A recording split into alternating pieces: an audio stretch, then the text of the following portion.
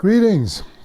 Today's artifact is a Heathkit H89 computer from 1980. This was sold for $1,800 and came in kit form. You could get it in different flavors, with starting with it just being a serial terminal emulating a Digital Equipment Corporation VT52, all the way up to a machine that had a hard drive. This one's kind of middle of the road. It is a dual Z80 machine, and originally it came with a single drive, which is a single-sided, single-density 40-track drive. But this one seems to have been upgraded with these two TIAC drives, which are dual density, double-sided 80-track drives, which right off the bat makes media that you create in here incompatible with this drive and vice versa. And the big one here is that this particular setup uses hard sector disks. Hard sector disks are kind of hard to find. No, that's not true. They are really hard to find nowadays. But the main thing was that the machine did boot up, had a few minor problems, but I didn't have any disks or any working functional floppies that I could boot the machine from. I got this entire package for a very reasonable price, and it came with about 2 feet, a 2-foot stack of documentation. It did have some floppies in here, but none of them would boot in any of these drives. So really, my main quest with this wasn't getting it operational, but finding ways to make floppy disks for this. And after some research, I found several solutions. First, let me give credit for where credit is due. Most of my information came from a website that is called the Society of 8-Bit Heathkit Computerists, and it has a wealth of floppy images, documentation, and utilities to get your Heathkit computer up and running. I will link it below in the description. It comes with a 12-inch monochrome screen, and when I first turned it on, to my delight, it showed up as green letters, which is a lot more pleasant to look at than white letters, I think. But that was an added bonus. Has a nice clunky keyboard, but by clunky I mean good. It gives you a period correct feel when pressing any of these keys. It is encased in this seemingly indestructible case that is made of either fiberglass or iridium, because this thing's heavy. It exceeds 50 pounds, and unfortunately, the heavier a computer is, the more banged up it gets when moved around. This one was probably in local use. I found some stickers on these drives that related to a local bus company, so this was actually used as not just a hobbyist computer originally, but as a real business computer. But I don't know how many hands it passed through till it ended up over here. I didn't film any of the restoration repair stuff because I've been working on this machine on and off for over a year. For some reason, it always got second attention to everything else I was doing. But fortunately now, it's at a point where it seems to be fully functional, and we'll talk through what I did to it. First thing was that, of course, like most of this kind of equipment, it was really dirty, but it wasn't just dust. It had these yellowish swirls on it, and I was thinking, oh boy, I'm going to have to retrobrite this. But as it turned out, the discolorations were caused by cigarette smoke tar. At least that's what I guess, because it all came off with window cleaner and lots of paper towels. And it looks really nice, actually. So that was the first thing to do, to clean it up, do some detailed cleaning on the keyboard. And you should have seen the amount of dirt that came off of the CRT. You couldn't really see it on there, but yes, many paper towels gave their lives. So after removing releasing two hidden latches, one of which you can see here, the hood opens up and we get a view of the right side of the machine. There is a cooling fan tucked away back here. It's just a box fan, run off AC, but the original one was really loud. And but that was easy because it was a standard size. I just replaced it, patched up the connectors to fit the new one. And it's still loud, but not nearly as bad as it was before. At that point, I turned on the computer and it booted up to a prompt, to an H prompt on the screen. These don't automatically boot. You have to, from floppy, you have to specifically tell them, but to boot. But as I mentioned before, I didn't have any media that would boot. And I was playing around with it, trying to figure out how to make some disks for this, and it started developing a weird problem in that it ran for about anywhere from a half hour to 2 hours, and then the processor would freeze. And it was definitely temperature dependent, because if I power cycled the machine, it would come on, but it would only run for a few minutes and freeze again. So finally I checked around and I found that one of the voltages was coming and going. It was the unfiltered 12-volt supply. Not unfiltered, but unregulated 12-volt supply, which was supposed to be at about 18 volts. And sometimes it was there and sometimes it wasn't there. So when that disappeared, I guess, the 12 volts is there for a reason. And when it fluctuated, the machine froze. I finally found what the problem was. It was in the power supply. And over here you see a bunch of wires connecting a bridge rectifier that sits on this heatsink board to the PCB that has some capacitors on it, some diodes, and just other linear regulator stuff. I did replace the capacitors, well, 2 of them. These 2 I checked, they were good. My philosophy is don't just go in and remove everything and resolder every pin connection. I try to find the problem. But anyway, there were 2 capacitors that are hidden behind these 2, and I took them out of circuit and they measured way above what they were supposed to be, so I replaced them. At that point I thought I had found the problem, but the problem persisted, and finally, after looking at things closely, these wires were going through this connector here. As you can see, there are a lot of burn marks on this connector.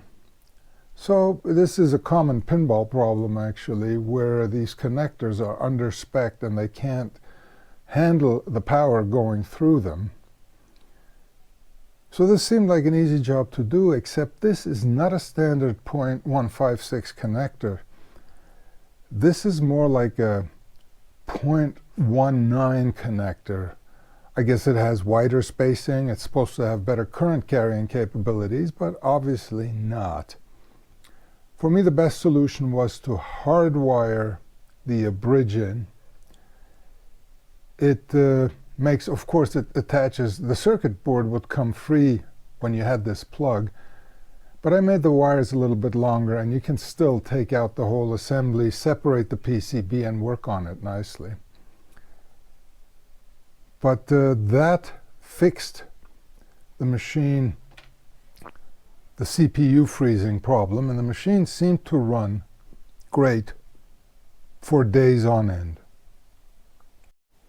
Switching over to the other side, we can now see the interior. I should, to show these things properly, I should pull all the boards out, but let me just warn you that this is kind of a hazardous environment for your hands. There are a lot of sharp edges in here. There are a lot of connectors which won't release and then all of a sudden will release, and you tear up your hands. Well, I tore up mine when I did this and went through everything, so I'm just going to leave it the way it is to save my hands and to not introduce any more errors in here. But let's go through it. We can see the main PCB here. This is the CPU board. Behind it is a similar looking board in this 2-slot frame.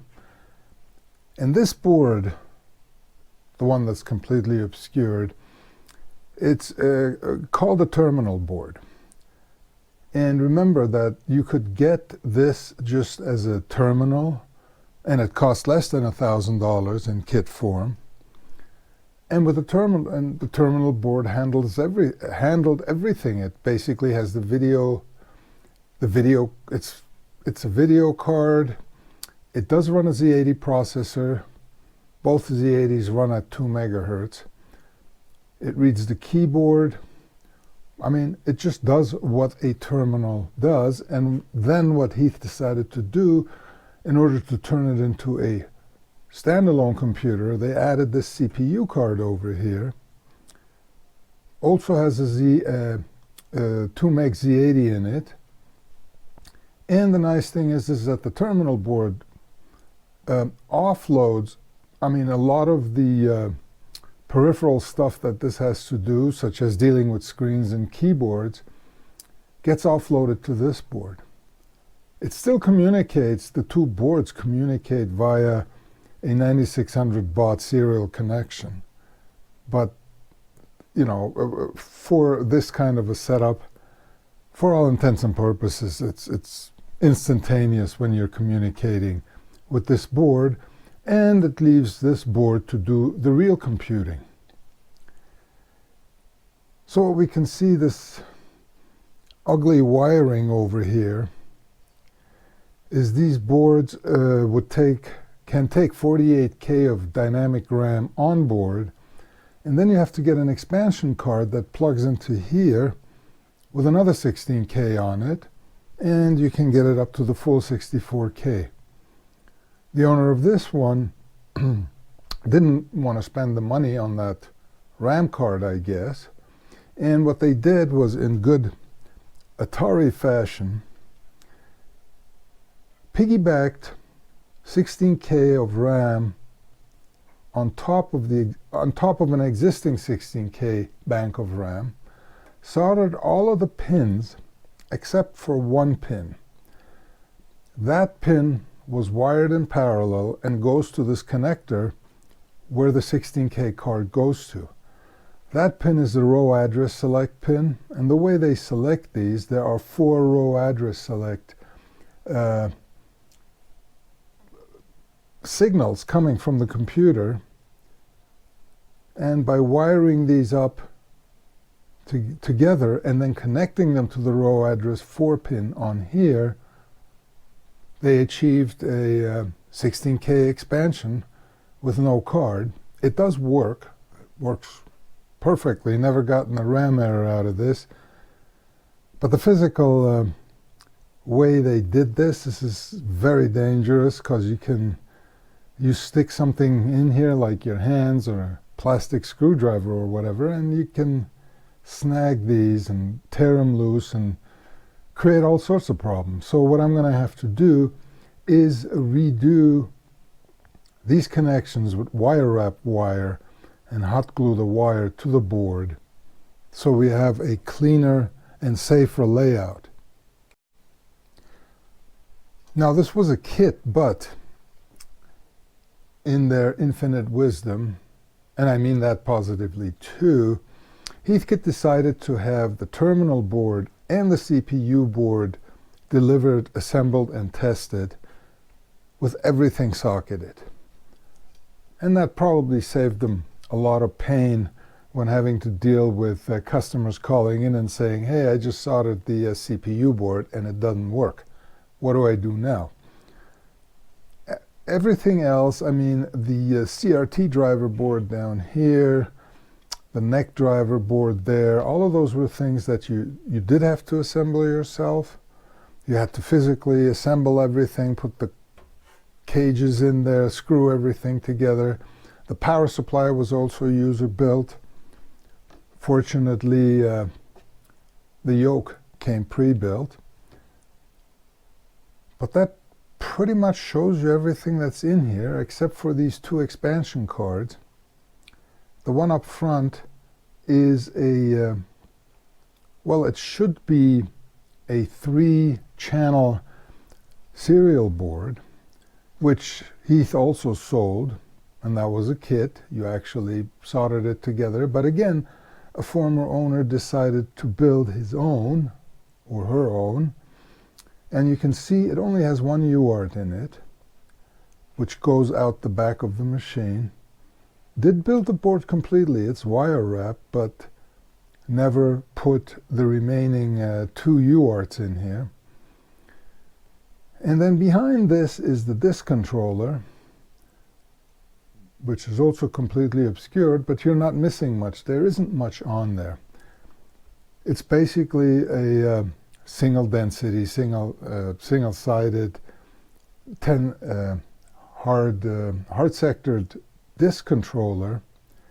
And most of the control signals to the floppy are just digital I/O bits. The only thing that they needed extra help with was decoding and encoding the data stream to the disk, and that's handled by a UART, just like this one. I guess if you're a real whiz at writing this kind of software, I mean, you could probably try to bit bang the data stream, but the decision was obviously made to have that done in hardware. And that completes the setup of this machine.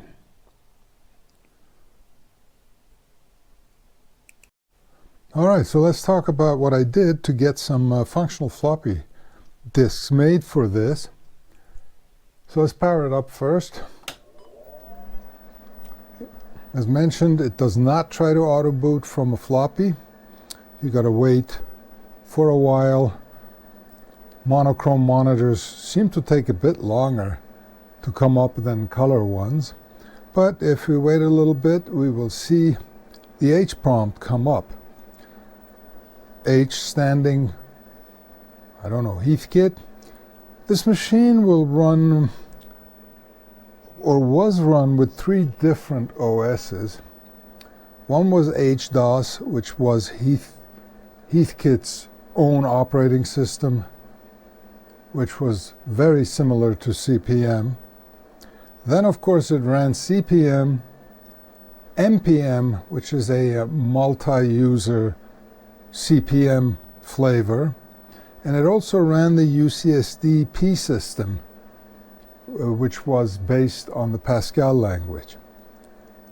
And all of these disks and everything can be found on the website referenced below, but we needed a way to make physical disks. First utility I used was called H8D transfer, I think. H8D is the extension used for Heath image disks, and it's a very simple format because all it has is the actual sector data. No preambles, no sector framing, nothing like that. It's just a program that sends over sector content, and after a track's worth of data is sent over, it writes that track to the disk. Rinse and repeats, and when it's done, you have a disk, supposedly. It's not very fast. It's running at 9600 baud. I haven't played around to see if I can get it to work reliably with faster transfer rates, but that one seemed to work.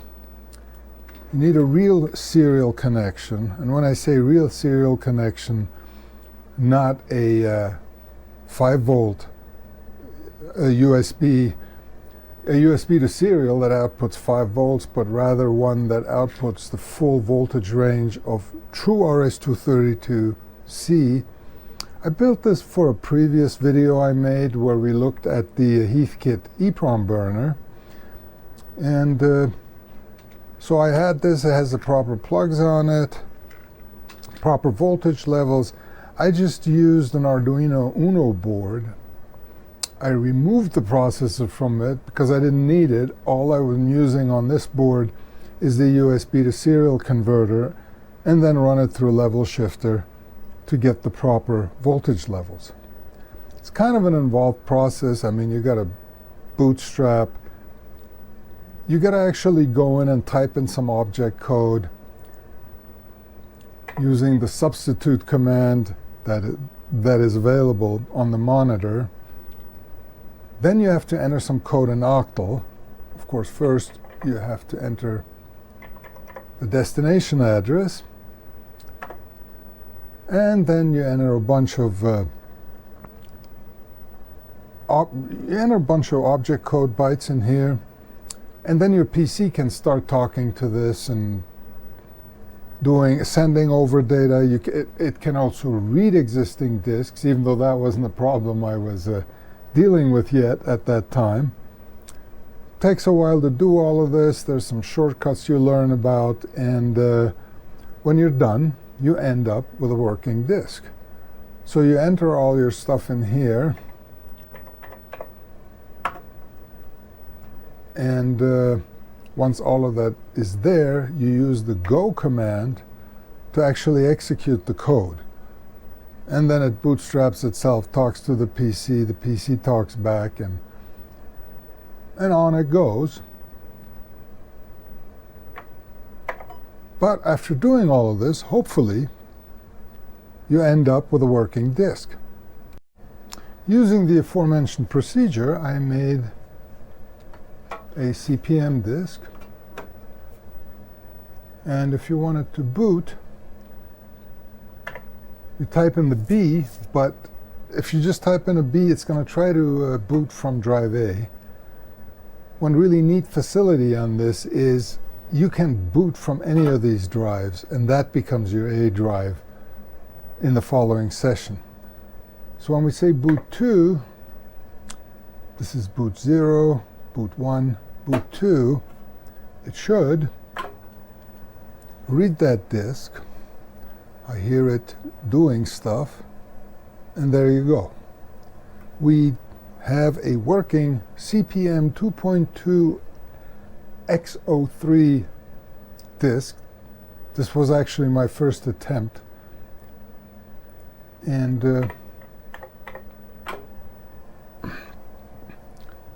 it works. It works really reliably. But as I said before, this disk is incompatible with these drives. So you use a procedure again, except this time you do it on this drive. And here's another disk I made. And this time I'll just say boot. The 0 is implied if you don't type in a number. So what this is doing is kind of wasteful.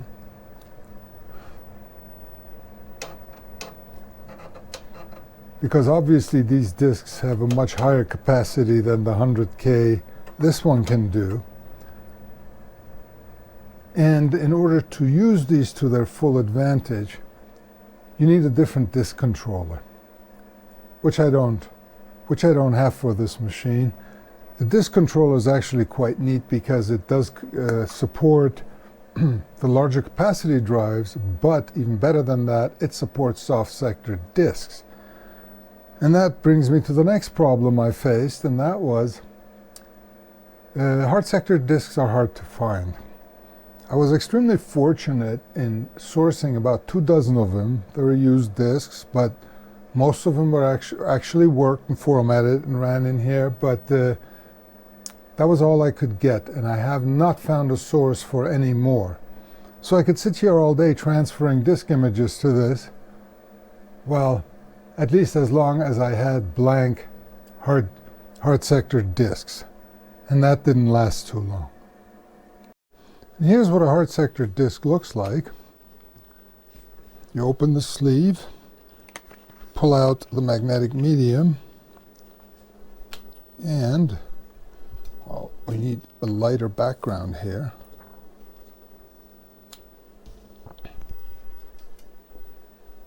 So as you can see, this one, I mean, most of the floppies that people have seen they have a single index hole right over here. That index hole indicates the start of the track, and then timing is used to find the beginning of each sector. Now, to simplify the hardware for that, hard sector disks have an index hole at the start of every sector, which simplifies the hardware. I mean, you still got to keep track of what sector you're on, but essentially, in its purest form or its most simplistic form, you wait till you find the track index hole, and then you count holes, and once you get to the hole which indicates the sector you're looking for, you do your write. And that's why the controller in the Heath is so simple. So what I tried, and others have tried, is to make a template like this out of cardboard, and then use an 1/8 inch punch, remove a soft sectored medium, and just punch the extra holes in it. It did kind of work, but the first problem I encountered was that when I used this and punch, and admittedly it's a cheap punch, the circumference of the holes I punched was basically slightly extruded. That's just the way this thing works. It doesn't make a clean punch. And when I put it back into the disk jacket, you can see the lining on the inside here. Those extruded edges were rubbing against the lining and making really loud swishing noises. And I knew what the problem was, and it was just a matter of trying to flatten the edges that were sticking out. I tried to put a layer of Scotch tape on it. I tried straightening it. I was able to quiet the disks a little bit, but not by a whole lot. And the process, once I did my second and third disk, was somewhat unreliable. Sometimes that will work, but if I didn't punch, if I was a little bit off on the where I punched the holes, it was pretty sensitive to that and would report bad media. So that in itself was not a solution to the shortage of hard sector disks I had. Next, I found this gem. It's made by a fellow called Mike Douglas, also linked below in the comments. It's called the VSG, which stands for Virtual Sector Generator. And you probably already guessed that if you run a soft sector disk, I mean, this connects to the disk controller in the computer, and this connects to the floppy drive. And basically, all of the signals are connected straight through, except for the index pulse signal coming from the drive. So what this thing does is it basically checks, first it'll check to see, hey, if there is a soft sector disk inside the drive, it can detect that pretty easily because the timing between sector holes will immediately indicate whether it's a soft sector disk or a hard sector disk. And if it is a soft sector disk, it'll wait for the start of a track index and virtually generate the other 10 sector pulses. It takes a few rotations for it to sync, figure out the timing and the speed of the drives and all of that, but it does work. Works quite well, actually, because I can no longer complain about not having any hard sector disks. I have boxes full of soft sector disks, and most of them work great. Another advantage is it will detect if the disk you're using is a hard sector, again, by looking at the timing for the index pulses, and if so, it'll just pass the index pulses straight through. So you can have both hard sector disks and soft sector disks inside the drive, and it'll be transparent to you and the machine. The way it works, I mean, here's the processor. It's a small PIC chip, and it's battery driven, as to, prevent having to connect alligator clips or whatever to the machine that it's connected to. And what it does, I mean, there's a battery. Batteries don't last that long. But what Mike's done is, this is a voltage regulator for the VSG, and it has an enable pin on it. And what happens is, once this wakes up, and it usually wakes up when you insert a disk, because it checks the write protect. It checks for activity on the write protect tab, and inserting a disk will always cause a pulse on the write protect signal. So it turns itself on, sits there, and if there's no activity for, I think, 9 minutes or so, the processor disables the voltage regulator and turns itself off. It works. The battery lasts quite a bit. The only change I would make is if I install this inside of a computer, this battery is kind of bulky. I would remove the battery holder. I would remove the voltage regulator and just power this off of 5 volts coming from the host system. So it's on when the host system's on, and off, and not eating up a battery. I've tried it already and it works fine. So that is one modification I would make if using this, the VSG, permanently. The VSG worked with about 60–70% of the drives I had. On drives like these, it works really well because these have tachometers in here, so they get direct feedback and know how fast the spindle is turning and adjust themselves.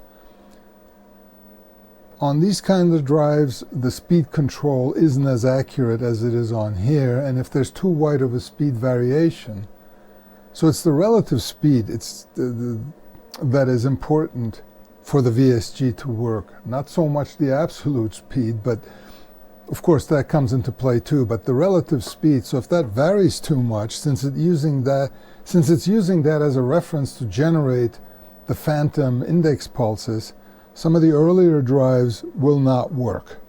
They'll be very unreliable. And Mike warns of that on the website, but you just have to go through a bunch of disk drives till you find ones that work fine for you. On the Computerists site, there's also a disk manager, and what that'll let you do is essentially you can make your own disk images from the ones that are provided. So you can do file moves, put different OSs on a disk, you can make your own digital images. And then almost looks like an afterthought in the program is there's a small button on the bottom and it says emulate. And you click that and it emulates an H89. So not only can you make your own disk images, you can test them in the emulator. And if they work in the emulator, there's a pretty good chance that the images will actually work on the Heath itself. And you can spend hours and days and weeks creating your own disk, disk images, and making physical copies of it. And now that you have the VSG, you're only limited by the number of soft sector disks you have, and those are still available, plentiful. And that's not all. The disk manager also incorporates the H8D transfer utility. I mean, you still have to go through typing an object code once, but it'll let you make a boot disk, and the boot disk that gets the transfer program working, and so it's all there. And looked like I was all set. But there was one more option. And here is the ultimate solution. We have a floppy disk emulator over here. It's called a Gotech. And I've had a lot of success with this because there's some open... Okay, so originally these came out of China, and they were purposed for the really expensive embroidering machines, which had, all of them had their floppies fail. So they came out, initially it was like a $35, $40 solution, and it's only this box here. And that's what it did. But then the community got involved. Somebody wrote an open source, updated open source firmware for this that would allow for more power and more customization. And there's a very active user community that pretty much tries these out on devices that have a floppy, communicate with the creator of the firmware, which is called Flash Floppy, and they figure out there's a big long list of devices, computers, musical instruments, stuff like that, that work with this. So that seemed to be the obvious solution, but I could not get any of the the binary images to work.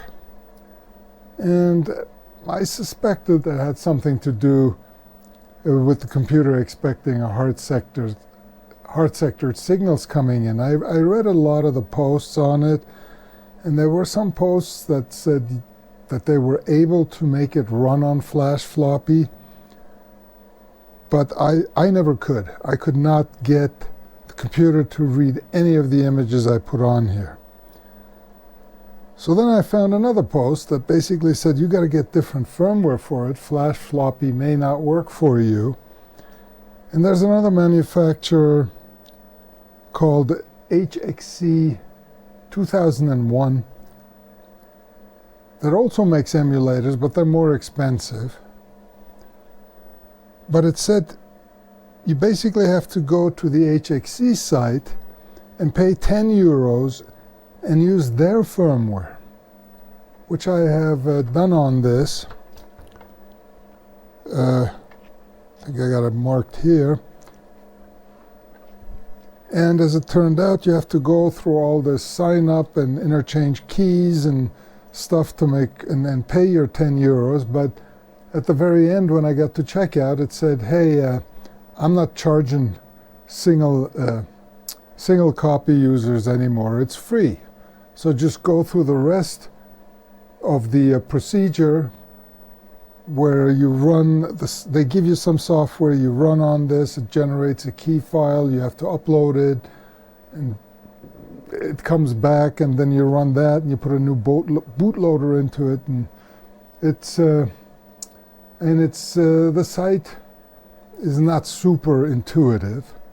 I had to try like 2 or 3 times, but you know, I'm stupid, so that doesn't mean anything. But finally, I got a Gotech with HXC firmware running on it. Now, why do I have this, encased in this monstrosity, where the box basically is the size of a 3.5-inch disk drive? But I've done that for 2 reasons. The first is you do need an external power supply for it, and I get pretty clean power out of this old USB enclosure. And second of all, it's very light. So when you start plugging ribbon cables into it, it tends to wander all over, slide all over your disk, fall off the edge of your desk, and I just found that doing it this way makes things a lot easier and more reliable in the long run. But again, it's only this box. Since this is running HXC firmware on a Gotek, HXC also provides you with a free utility that will take a lot of different formatted disk images for different devices and turn it into an HFE file, which is readable by the HXC firmware. And that has a whole bunch of information in it that I guess the Gotek or the flash floppy formats also have supposedly all that information in it, but there's just that extra bit of information in the HXC firmware that makes it work as a hard sector disk. It gets kind of convoluted, especially if you talk about who invented it, who second sourced it, or just kind of based their hardware on the original engineer's idea. But I won't get into that. That's for me, I'm being selfish. All I wanted to do was get to be able to boot and read disks off of this. I was ready and willing to pay my 10 euros to get the firmware update, but since the company has decided to give it away for free for people like me, it didn't cost me anything. I should probably go back though and give him his 10 euros anyway for his efforts, but I couldn't find any place. I guess I just have to donate to the website. But what we end up with now is, so we have this thing, I put a whole bunch of disk images on there using the HXC converter to make, for instance, I don't know if you can see this, but I got something called CACCT13_H8D, which means this originally was an H8D file, which is for the Heathkit, and converted it through an HFE file. And then I did this with a whole bunch of files and dumped them into the USB drive and selected one of them. And so here's how it works. We have the machine reset. Let's see, is this thing interfering? Something's interfering, so you can't really see the screen, but that's... Let's see if I go over here. Yeah, that's better. So now we do just as before. We say boot from drive 2, which is this guy, and this is flashing, showing what it's doing. Makes little clicks to emulate the head stepping. Don't know if you can hear that, but so what this is, I guess this is a CP/M disk, and it auto-booted BASIC. Not all of the images I put on here work. Some of them work partially, then it starts seeking as if it's a bad disk, but a lot of the images do work, and once I educate myself a bit better on CP/M and HDOS, I can probably fix those problems. But now we're booted into CP/M, and we're in the BASIC interpreter, Microsoft BASIC. So, of course, we have to type something in. Nothing in there. And what I didn't show you before, of course, you know, it does recognize upper and lower case. And over here it has an offline button. When you press this button, you basically turn this into an H19 terminal. So now it's just a terminal. The computer part, the processor part has been disabled, and you know, you can type things and they get echoed on the screen, but it's not doing anything because it's just a terminal. But if we release this key,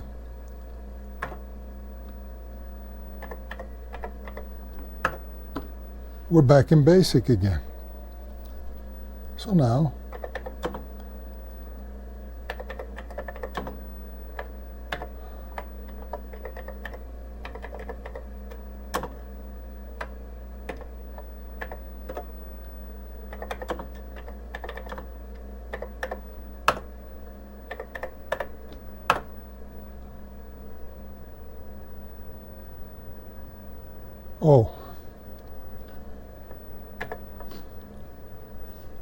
go to 20.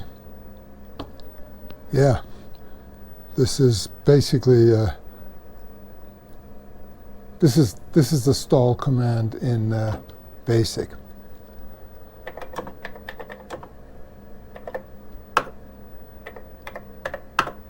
And there you go. It's running a BASIC program at lightning fast speed. The display is 80 characters by 25 lines. And let's see, Control C out of this.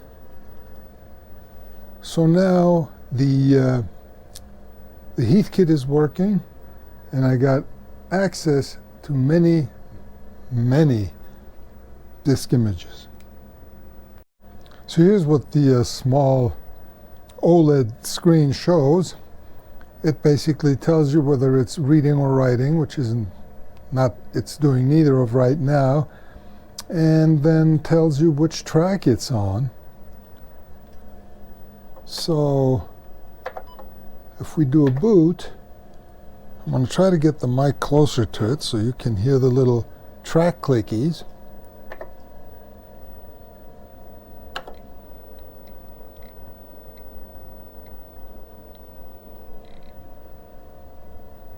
And there you go. It booted. And you just scroll through all sorts of different, through all the files that are on here. Navigation is a bit, it's not that convenient. The screen's too small and there's not enough buttons on it. So I'm in a folder right now, and in order to get out of the folder, I have to find the root, get out of it, and now I can select other folders.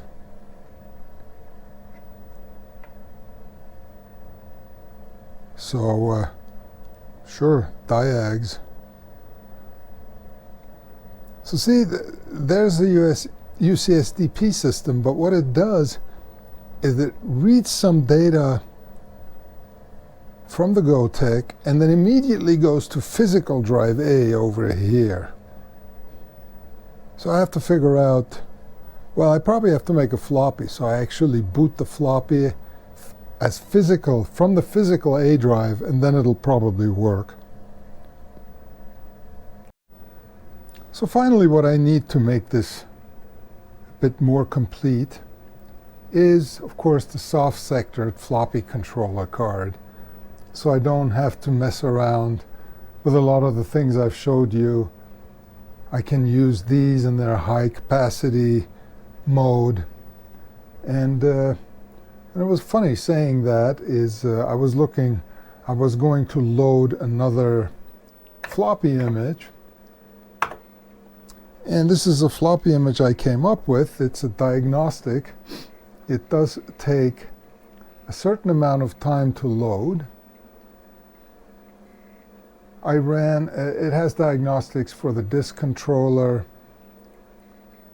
I think this is just for disks, but let's see. When it finally loads, it's going to tell us what it does.